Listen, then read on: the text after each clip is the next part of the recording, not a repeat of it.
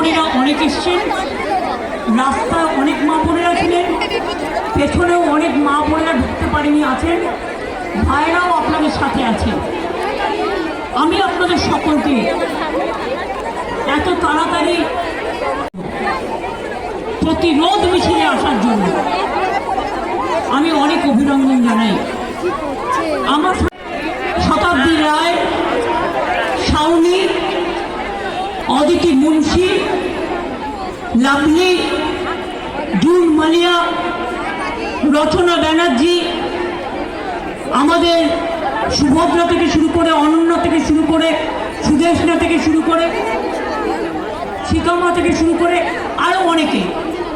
আমি যদিও আমাদের সকলের নাম বললাম না, কারণ লুকিয়ে দেওয়ার জন্য।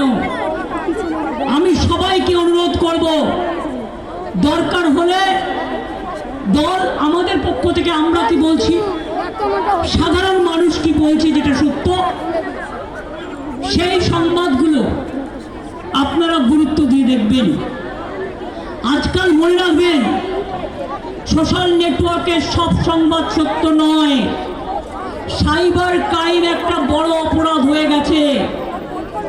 কোনো ঘটনাই ঘটেনি, অথচ ভিডিও করে ইউটিউবে কেউ কেউ পয়সা কমানোর জন্য, পয়সা কামানোর জন্য, রাজনীতি করবার জন্য বিভিন্ন টাকা দিয়ে ডিজিটাল প্ল্যাটফর্ম তৈরি করেছে, যারা পলিটিক্যাল পার্টি স্পন্সর, বিজেপি এবং সিপিআই।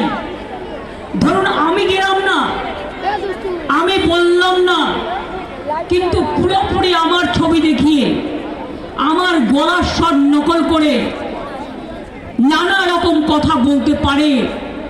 এই যুগটা অন্য যুগ, এটা কলিযুগ, মনে রাখবেন।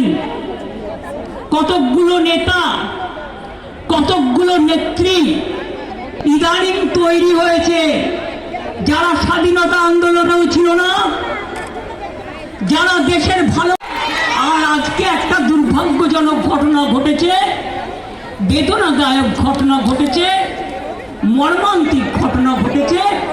এটা আমরা কেউ সমর্থন করি না। প্রথম দিন ডে ওয়ান থেকে আমি বলে আসছি, দোষীদের শাস্তি হোক, এবং এমন শাস্তি হোক, শাস্তি মানে ফাঁসি হোক। আমরা রাজ্য সরকার ফাঁসির পক্ষে। আমাদের পুলিশ যে তদন্ত শুরু করেছিল, আমি গিয়েছিলাম ওদের বাড়ি, কবে সোমবার দিলাম।